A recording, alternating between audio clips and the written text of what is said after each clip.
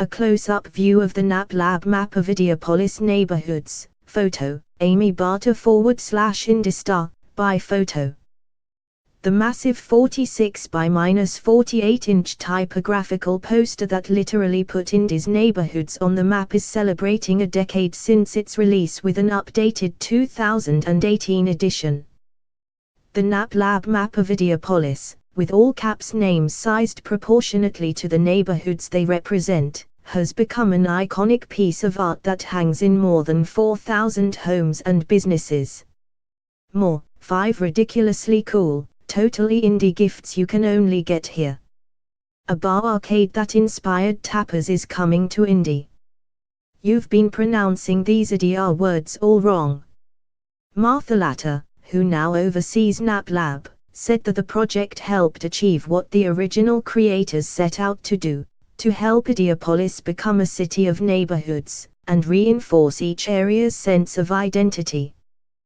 Harrison Center for the Arts Executive Director Joanna B.T. Taft said the map is an important part of the center's work, so much so that there are 3 hanging in various spots in her building, including bathrooms.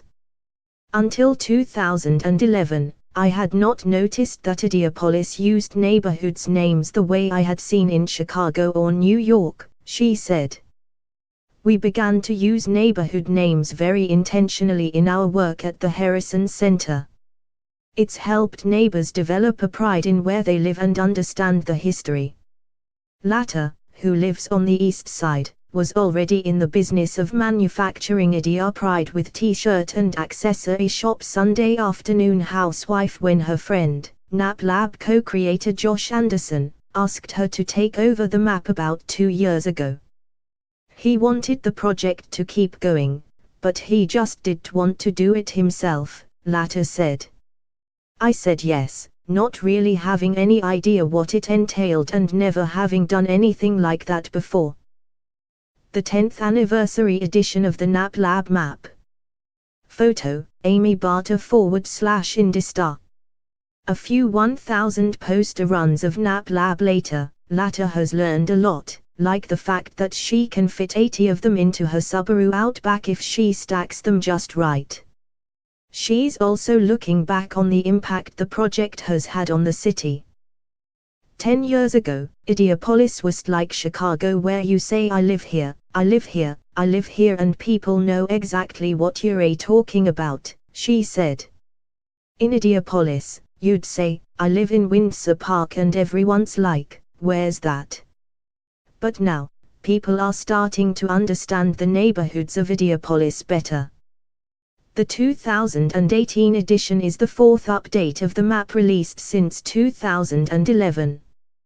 Some neighborhoods were newly named, some were wrongly named, other neighborhoods changed their names, and some were left off accidentally. About 10 neighborhoods were added to the latest version, a handful were divided into smaller neighborhood names. Updating the map, which covers 400 square miles of Ideopolis, required a lot of listening, studying and researching with neighbors and city leaders, Latter said. There are a lot of places where there is just no information to be found, she said. Latter had no idea that West Side neighborhoods Fleming Gardens, Drexel Gardens and Garden City existed before she began her 2018 update.